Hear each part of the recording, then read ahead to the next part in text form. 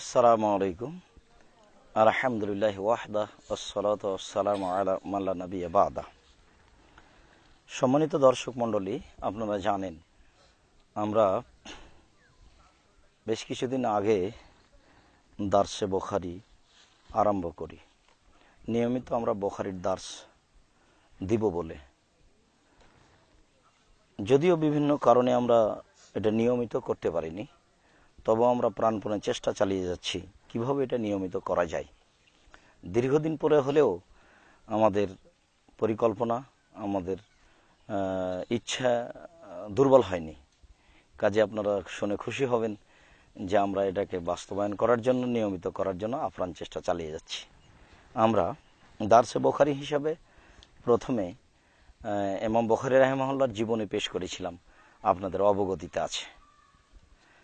আরও আপনাদের অবগতিতে আছে যে আমরা ইতিপূর্বে একটা দ্বিতীয় দার্সে পরবর্তী ওহির বিবরণে ইমাম বুখারী রাহিমাহুল্লাহ কেন এই হাদিসটি পেশ করলেন এবং তার পরবর্তী হাদিসে ওহির বিবরণে কেমন ছিল ওহির অবস্থা, এ কথা আয়েশা রাদিয়াল্লাহু তাআলা পেশ করেছেন। আমরা ওহিরই একটা বাস্তব আলোচনা আজকে করতে চাচ্ছি। সম্মানিত দর্শক মণ্ডলী, আপনারা ইনশাআল্লাহ মনোযোগ সহকারে দর্শন করলে, শুনলে, বুঝলে খুশি হবেন। বিষয়গুলি অতীব জরুরি, অতীব গুরুত্বপূর্ণ। কিভাবে ওহী আরম্ভ হয়। ইমাম বুখারী রাহিমাহুল্লাহ বলেন, আমাকে হাদিস শুনিয়েছেন ইয়াহইয়া ইবনে বুকায়র। ইয়াহইয়া ইবনে বুকায়র বলেন, আমাকে হাদিস শুনিয়েছেন লাইস। লাইস হাদিস বর্ণনা করেন ওকাইল থেকে। ওকাইল রাদিয়াল্লাহু তাআলা হাদিস বর্ণনা করেন ইবনে শিহাব জোহরি থেকে। ইবনে শিহাব জোহরি হাদিস বর্ণনা করেন উরওয়া ইবনে জুবায়ের থেকে। উরওয়া ইবনে জুবায়ের রাদিয়াল্লাহু তাআলা আনহু হাদিস পেশ করেন আয়েশা রাদিয়াল্লাহু তাআলা আনহা থেকে। উম্মুল মুমিনিন, সকল মুমিনের মা আয়েশা রাদিয়াল্লাহু তাআলা আনহা বলেন, আউয়ালু মা বুদিয়া বিহি রাসূলুল্লাহ সাল্লাল্লাহু আলাইহি সাল্লাম মিনাল ওহী আর-রুয়া সালিহা। প্রথম যে রাসূল সাল্লাল্লাহু আলাইহি সাল্লামের নিকটে ওহী আছে তা হচ্ছে সঠিক স্বপ্ন। সঠিক স্বপ্নই ছিল আল্লাহ রাসূলের ওহীর সূচনা। তিনি স্বপ্নে যেটা দেখতেন সেটাকেই তিনি ধর্ম মনে করে মানতেন এবং বলতেন, এবং সেটা ছিল সত্য। নবীগণের ওহী, নবীগণের স্বপ্ন সত্য। কেননা রাসূল সাল্লাল্লাহু আলাইহি সাল্লাম বলেছেন যে শয়তান নবীর রূপ ধারণ করতে পারে না। যেহেতু শয়তান নবীর রূপ ধারণ করতে পারে না, কাজেই রাসূল সাল্লাল্লাহু আলাইহি সাল্লাম যেটা স্বপ্নে দেখেন সেটা সত্য, সেটা আল্লাহর পক্ষ থেকে, সেটা মানুষের জন্য দলিলযোগ্য। তো আয়েশা রাদিয়াল্লাহু তাআলা আনহার বিবরণে তিনি বলেন যে রাসূল সাল্লাল্লাহু আলাইহি সাল্লাম একদা স্বপ্নে দেখলেন যে তার নিকটে মনে হলো যেন একটা সকাল হয়ে আসছে। তিনি স্বপ্নে দেখলেন যে সকাল হয়ে আসছে। কেন জানি ঘুমের ঘোরে দেখেন যে সকাল হয়ে গেল, ফর্সা হয়ে গেল। এখন যেমন আমরা দেখছি যে আজানের সময় পার হয়ে গেল, এরকম তিনি দেখতেন। ঘুমে দেখছেন যে সকাল হয়ে গেল, পূর্ব আকাশ পরিষ্কার হয়ে গেল। তো এইরকম হতে না হতেই হুব্বিবা ইলাইহাল খালাও, নির্জনটা তাকে ভালো লাগলো। তিনি আর মানব সমাজে থাকতে চান না। তিনি জনগণ যেখানে সেখানে বসতে চান না। তিনি সব সময় পছন্দ করেন নিরালা, নির্জন। তিনি একাই সময় কাটাবেন, একাই থাকবেন, একাই তাসবিহ তাহলিল করবেন। এইরকম তার ভিতরে একটা হিসাব চলে আসলো। ওখানে এখলো বেগার হিরাইন, এই জন্য তিনি নির্জন হিসাবে বাছাই করে নিয়েছিলেন গারে হীরাকে। কাবাঘর থেকে দক্ষিণ দিকে গারে হীরা, উঁচু পাহাড়ের উপরে তিনটা পাথর এক জায়গাতে জমা করা আছে। আদিকাল থেকে কিভাবে আল্লাহর ইচ্ছা সে পাথর তিনটি জমা হয়ে আছে, তিনটা পাথরের মাথা একাকার হয়ে আছে।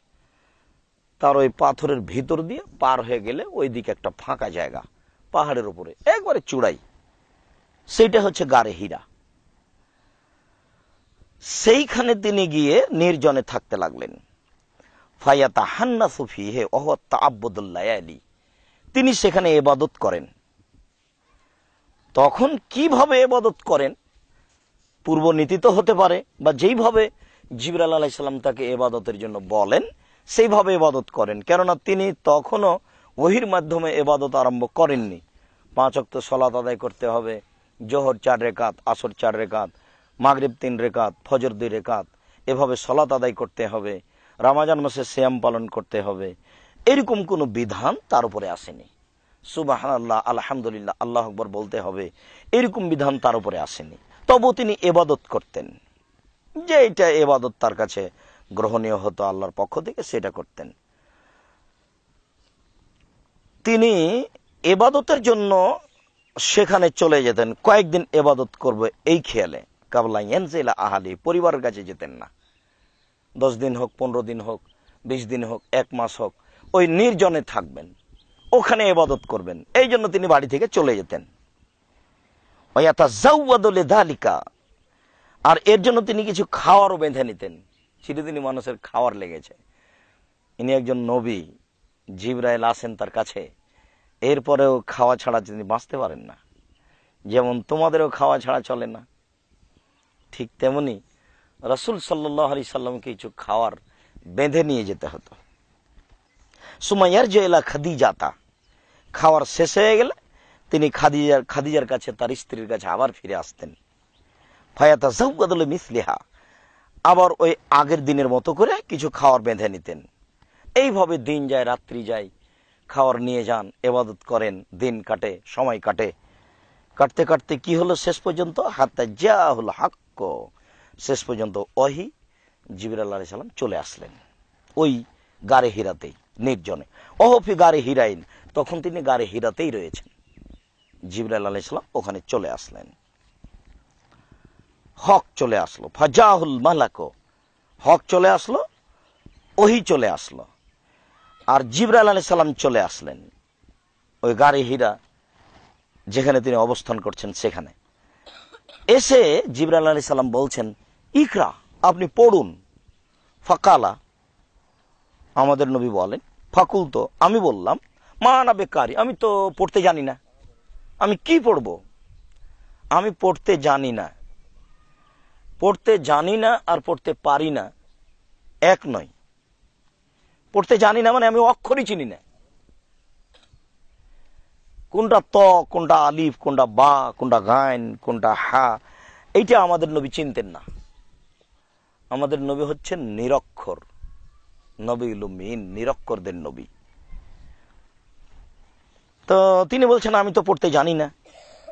এরপরে আল্লাহ রাসূল বলেন, ফাখা জানি, আগন্তুক জিবরাইল আমাকে চেপে ধরলেন, আমাকে ধরলেন, ফাগাত্তানি, খুব জোরে চেপে ধরলেন, হাত্তা বালাগা মিন্নিল জোহদ, কষ্ট লাগলো আমাকে, এত চেপে ধরলেন, মনে হলো যেন একেবারে পিষে যাব, এইরকম মনে হলো, চেপে ধরলেন। হাত্তা বালাগা মিন্নিল জোহদ সুম্মার সালানি, তারপর আমাকে ছেড়ে দিলেন। ছেড়ে দিয়ে বলছেন, ইকরা, পড়েন। ফাকুল, তো আমি বললাম, মা না বেকারি, আমি পড়তে জানি না, আমি নিরক্ষর, আমি অক্ষর চিনি না, আমি পড়তে জানি না। ফাখা জানি, তিনি আমাকে ধরলেন। ফাগাত্তানি আসানিয়া, দ্বিতীয়বারে তিনি আমাকে খুব চেপে ধরলেন।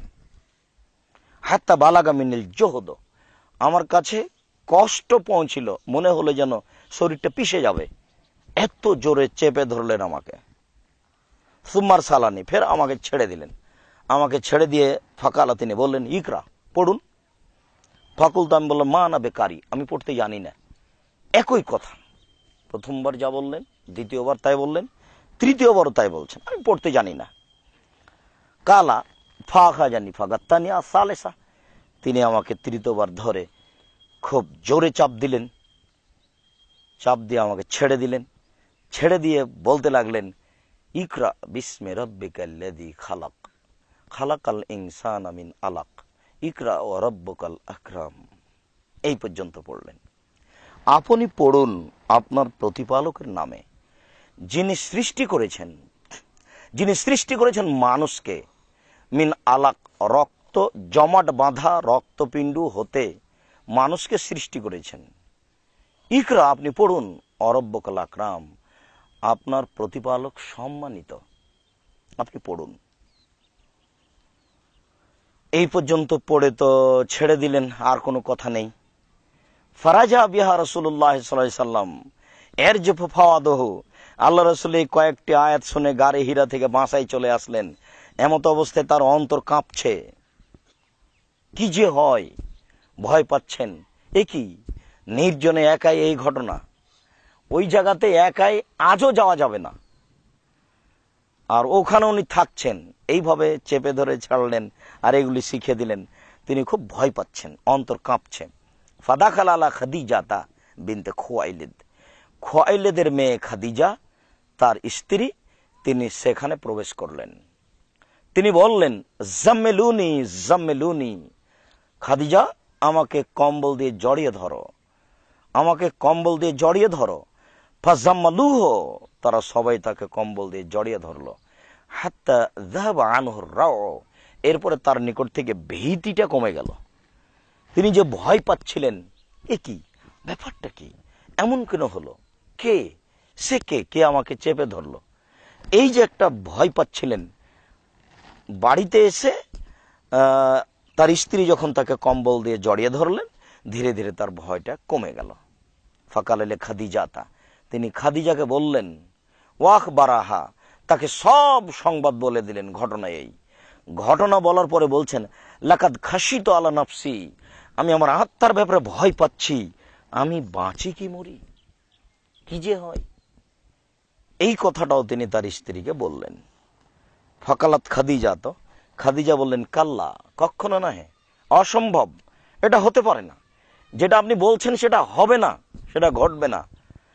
স্ত্রীও কম নয়, বুদ্ধির অভাব ছিল না, সংসার আগেই করেছেন, পরিস্থিতি তো তিনি খুব ভালো বুঝেন। নির্ভরযোগ্য মহিলা না হলে তিনি সব গোপন কথা তার স্ত্রীর কাছে বললেন কেন? আল্লাহ রাসূল নিজেও জানতেন খাদিজা একজন নির্ভরযোগ্য মহিলা। সময়ের অসময়ের কথা তার সামনে বলা যায়, বিপদের কথা তার সামনে বলা যায়।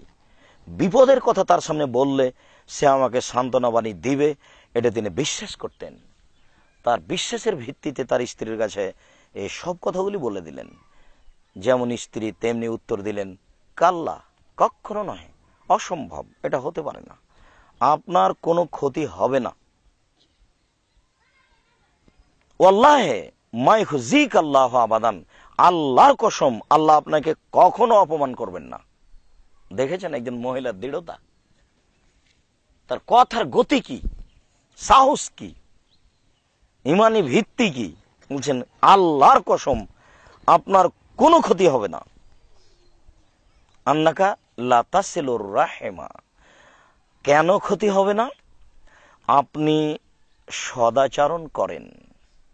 ওয়া তাহমিলুল কাল্লা, অসহায় মানুষের বোঝা বহন করেন। ওয়া তাকসিবুল মাদুমা, নিঃস্ব মানুষের জন্য উপার্জন করে থাকেন। ওয়া তাকরিজ যায়ফা, মেহমানকে আপনি খাওয়ার দিয়ে থাকেন।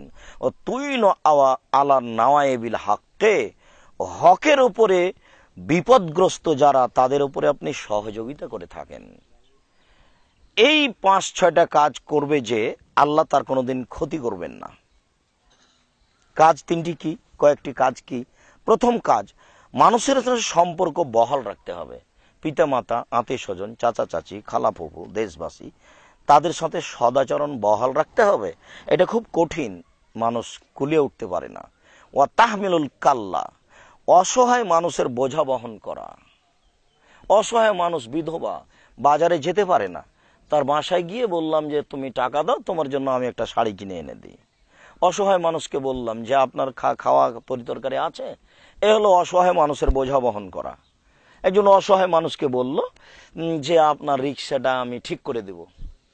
এই যে অসহায় মানুষের বোঝা বহন করা দ্বিতীয় কাজ।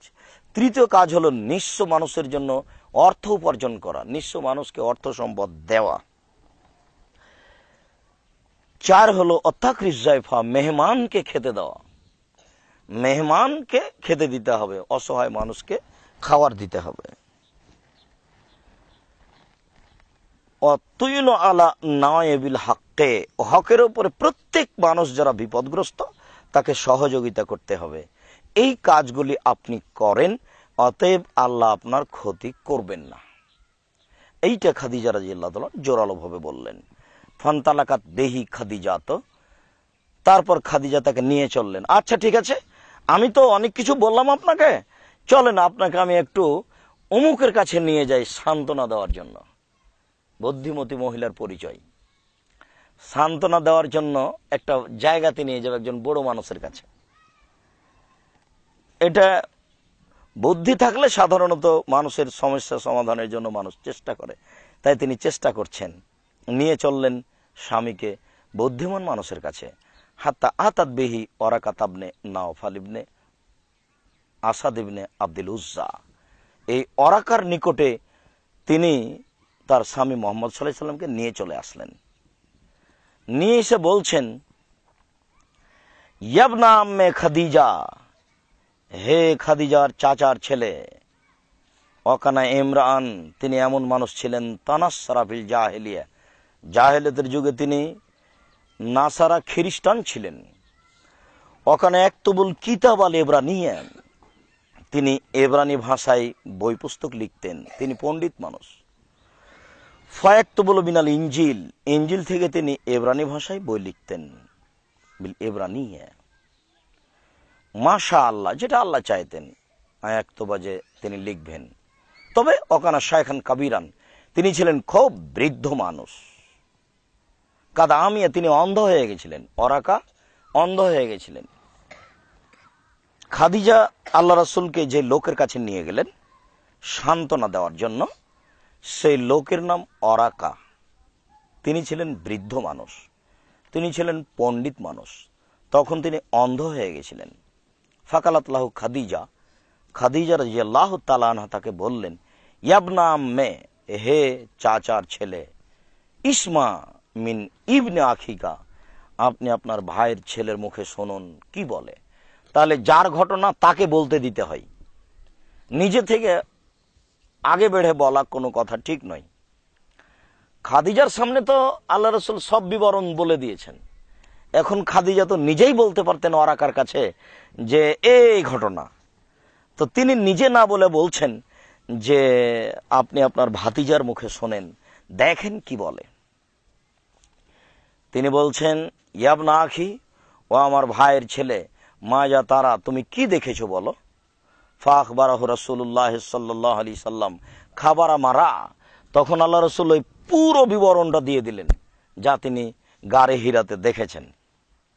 কিভাবে জিবরাইল আসলেন, কিভাবে তাকে চেপে ধরলেন, কিভাবে ছেড়ে দিলেন, শেষ পর্যন্ত কয়টি আয়াত শোনালেন, এগুলো বিস্তারিত তিনি ওরাকার কাছে বলে দিলেন। তখন ওরাকা ইবনে নাওফাল তাকে বললেন, হাযা নামুসু আল্লাযী নাযালাল্লাহু আলা মূসা, ওহো, আরে ইনি তো নামুস। জিবরাইলের ইব্রানি ভাষায় জিবরাইলকে নামুস বলা হয়। ইনি তো নামুস, ইনি তো মূসা আলাইহিস সালামের কাছে আসতেন। ইয়া লাইতানি ফিহা জাযান, ইয়া লাইতানি আকুনু হাইয়ান, হে আমার আফসোস, হে আমার দুঃখ, আমার তো শক্তি নাই। আমি যদি শক্তিশালী হতাম, আর আমি যদি সেই দিন বেঁচে থাকতাম, ইখরিজাকা কওমুকা, যেদিন তোমার জাতি তোমাকে বের করে দিবে। তোমার জাতি একদিন তোমাকে গ্রাম থেকে বের করে দিবে, সেই দিন যদি আমি বেঁচে থাকতাম, আর সেই দিন যদি আমার গায়ে শক্তি থাকতো, তাহলে আমি তোমার সহযোগিতা করতাম, যথাযথ সহযোগিতা করতাম। সহযোগিতা করার জন্য যুবক হওয়া লাগে, সহযোগিতা করার জন্য গায়ে শক্তি থাকা লাগে, ভালো কাজের সহযোগিতা করতে হয় জানা মাত্র। তাই তিনি দুঃখ করে বলছেন, যেদিন তোমাকে তোমার গ্রামের লোক, এলাকার লোক বের করে দিবে, সেই দিন যদি আমি বেঁচে থাকতাম, আমার গায়ে শক্তি থাকতো, তাহলে আমি তোমার সহযোগিতা করতাম। রাসূল সাল্লাল্লাহু আলাইহি সাল্লাম কথাটি শুনে বললেন, আওয়া মুখরিজিয়াহুম, তারা কি আমাকে বের করে দিবে? তারা আমাকে বের করে দিবে? এটা হয় কি করে? আমি তাদের ভালোবাসি, আমাকে তারা খুব ভালোবাসে। আমার খালা, আমার ফুফু আমার চাচি, আমার দাদা, আমার দাদি, আমার গ্রামবাসী, আমার বংশ মনে করে যে আমার চেয়ে ভদ্র মানুষ পৃথিবীতে কেউ জন্ম নেয়নি। তারা আমাকে বিশ্বাসী বলে ডাকে, তারা আমাকে খুব বেশি আদর করে। তারা কি আমাকে বের করে দিবে? এই কথাটা তিনি মেনে নিতে পারছেন না। আমাকে বের করে দিবে কি করে? তারা যে আমাকে খুব বেশি ভালোবাসে, তারা কি আমাকে বের করে দিবে? কালা নাম।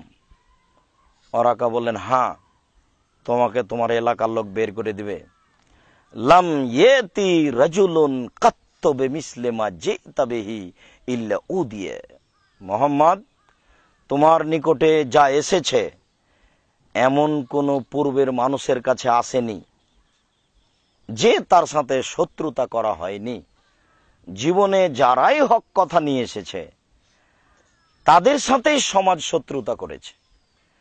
জীবনে পৃথিবীতে যত নবী এসেছে এলাকার লোক তাদের সাথেই শত্রুতা করেছে। চিরদিনই হককে এক শ্রেণীর মানুষ মেনে নিতে পারেনি। যেমন এখানেও আমরা এখানে দিনই কাজ করার জন্য প্রাণপণে চেষ্টা করছি।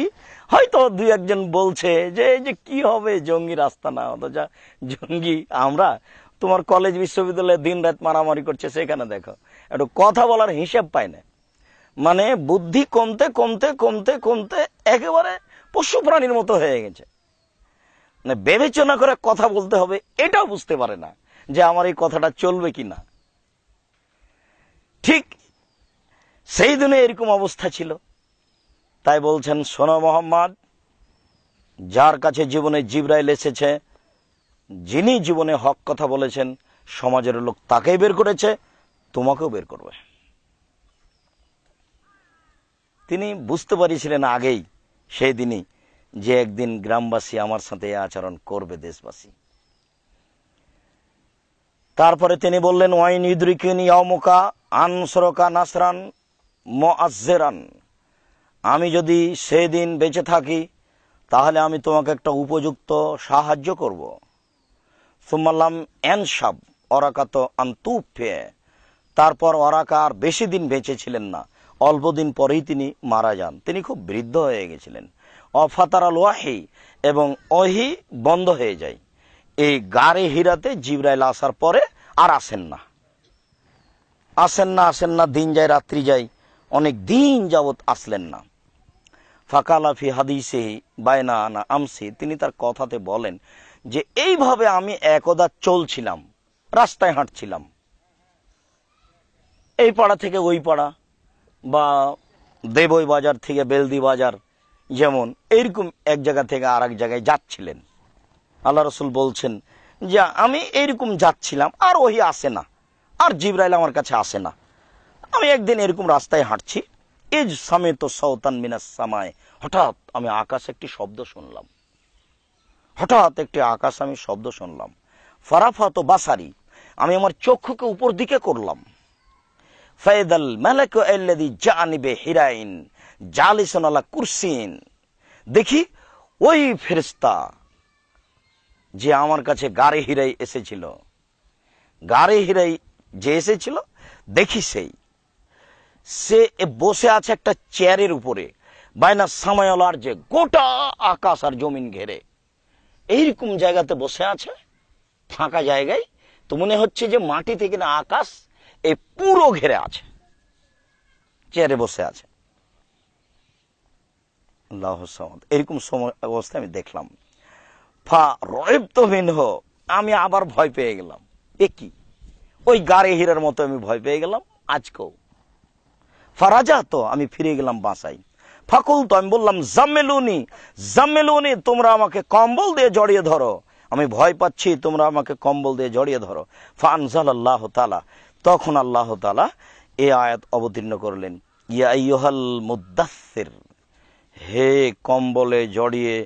কম্বল জড়িয়ে শুয়ে থাকা ব্যক্তি, কুম, উঠুন, দাঁড়ান, ফাআনযির ও রাব্বাকা ফাকাব্বির, আপনি মানুষকে ভীতি দেখান, জাহান্নামের ভয় দেখান। ও রাব্বাকা ফাকাব্বির, আপনি আপনার প্রতিপালকের নামে তাকবীর পাঠ করুন। ওয়া সিয়াবাকা ফাতাহির, আপনি আপনার কাপড়কে পরিষ্কার পবিত্র রাখুন। और রুজুজা ফাজর, মূর্তি পূজকদের সাথে চলা ত্যাগ করুন। ফাহামিয়াল ওয়াহিয়ু ওয়া তাতাবা, তারপরে ধারাবাহিকভাবে ওহী আসতে লাগলো। এখন আর বিরতি নেই, একদিন যায়, তারপরের দিন আসে, তারপরের দিন আসে, এইভাবে আসতে লাগলো। হাদিসের অনুসরণ করেছেন হেলাল ইবনে রাদ্দাদ জোহরি থেকে, ইউনুস থেকে, মামার থেকে।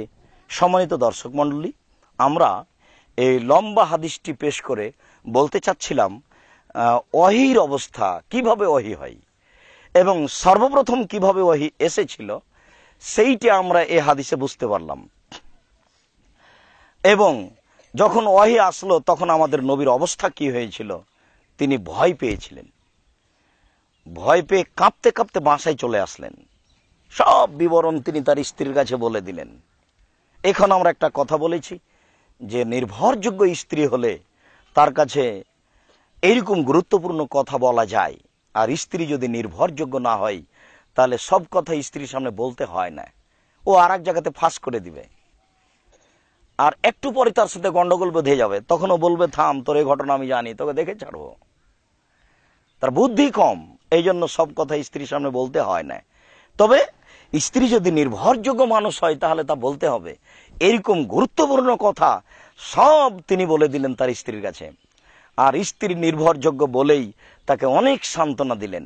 সান্ত্বনা দেওয়ার পরে অতিরিক্ত সান্ত্বনা দেওয়ার জন্য তিনি একজন বৃদ্ধ মানুষের কাছে নিয়ে গেলেন।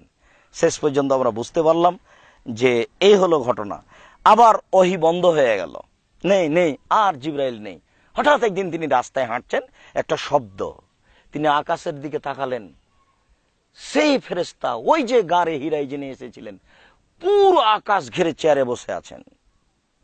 দেখে আমি ভয় পেলাম, বাড়ি চলে আসলাম। আমি বললাম তোমরা আমাকে কম্বল দিয়ে জড়িয়ে ধরো। তারপরে আয়াত নাযিল হলো।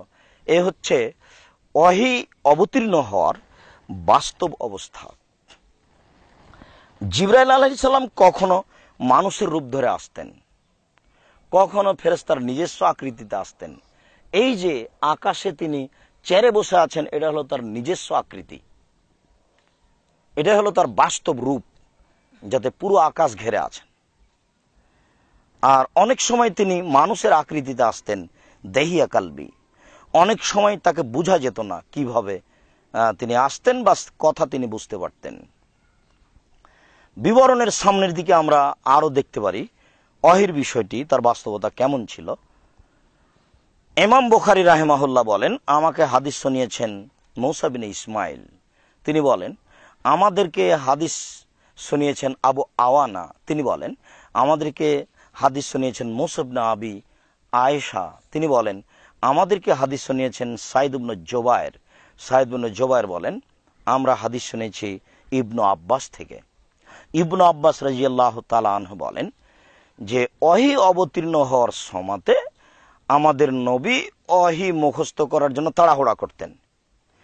যেমন যখনই জিবরাইল আলাইহিস সালাম বলতেন, বলুন ইয়া আইয়ুহাল মুদ্দাসসির কুম ফাআনজির, তখন আমাদের নবী তাড়াহুড়া করে বলতে যেতেন ইয়া আইয়ুহাল মুদ্দাসসির কুম ফাআনজির। কেন তাড়াহুড়া করতেন? ছুটে যায় নাকি, ভুলে যায় নাকি, ছুটে যায় নাকি, ভুলে যায় নাকি? মানুষ হিসেবে যা হয়, মানুষ হিসেবে যে একটা ভিতরে দুর্বলতা আছে, সেইটা উনি তাড়াতাড়ি প্রকাশ করছেন।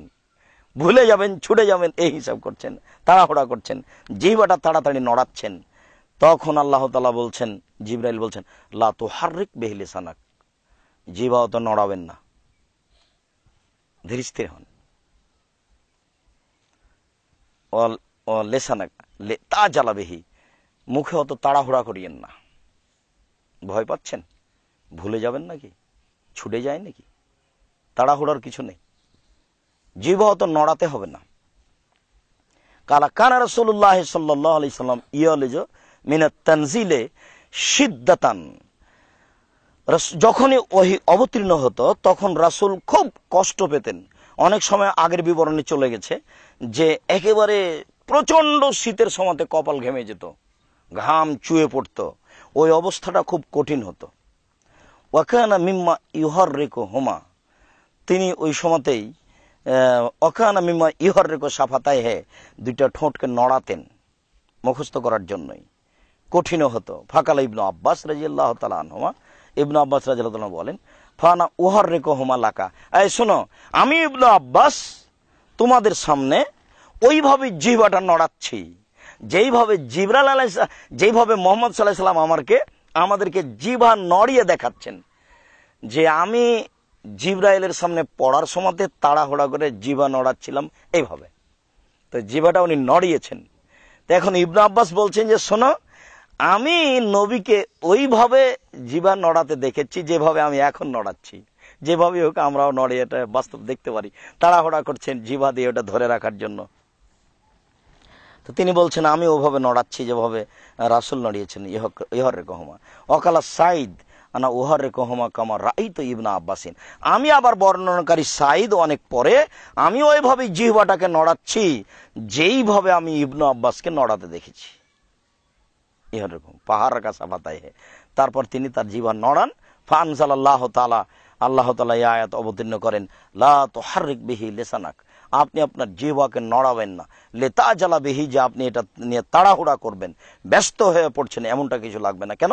ইন্না আলাইনা জামাহু ওয়া কুরআনা, কোরআন মাজিদকে একত্রিত করে দেওয়া, জমা করে দেওয়া আমার কাজ, আর এইটা আপনার সামনে পড়ে দেওয়া আমার কাজ। আল্লাহ বলছেন এটা আমার জিম্মেদারি। কিভাবে আমি পড়ে দিব, কিভাবে আমি জমা রাখবো, সেটা আমার জিম্মেদারি।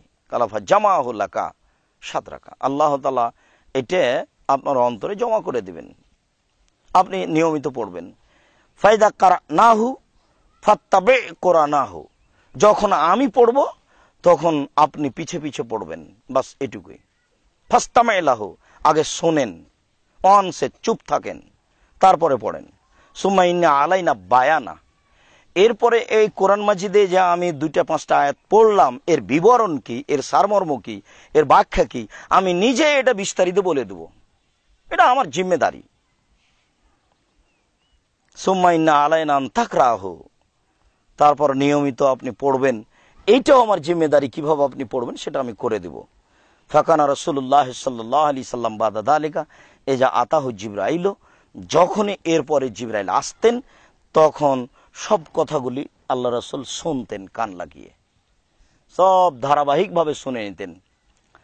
ফাইজান তালাকা জিবরাইল, তারপর জিবরাইল যখন চলে যেতেন, জিবরাইল আলাইহিস সালামের পড়া শেষ, উনি চলে যেতেন, তখন কারাহুন নবী সাল্লাল্লাহু আলাইহি সাল্লাম, তখন আল্লাহর নবী পড়তেন কামা কারাহু, এবারে যেভাবে জিবরাইল আলাইহিস সালাম পড়েছেন। আল্লাহ বলে দিলেন চিন্তার কিছু নেই, পড়ে দেওয়া আমার জিম্মেদারি, ব্যাখ্যা দেওয়া আমার জিম্মেদারি, কি করব সেটা আমার ব্যাপার, আপনি তাড়াহুড়া করছেন কেন। এরপর থেকে আল্লাহ রাসূল এই 30 পারা কোরআন নিয়মিত শুনতেন। জিবরাইলের যখন পড়া শেষ হয়ে যেত, জিবরাইল আলাইহিস সালাম চলে যেতেন, তারপরে তখন তিনি একা একাই পড়তেন। এটাও বোঝা যাচ্ছে যে কোরআন মাজিদ একজন পড়বে, একজন শুনবে, এটা সুন্নাত। আবার একে ধারাবাহিকভাবে নিয়মিত পড়তে হবে, এটা জরুরি।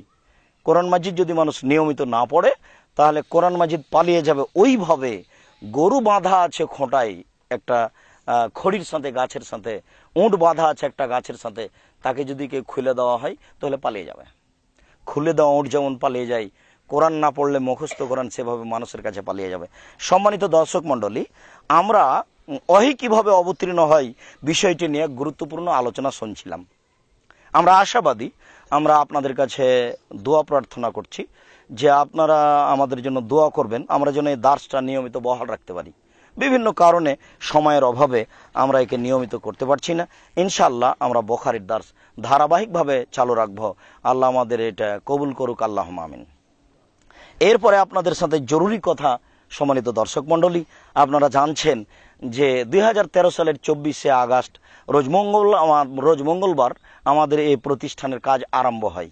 আলহামদুলিল্লাহ, আপনারা দেখতে পাচ্ছেন এখন অনেক ছাত্র, আর যারা ছাত্রী তারা আমাদের চোখের সামনে নেই, তারা আড়ে অন্তরালে রয়েছে।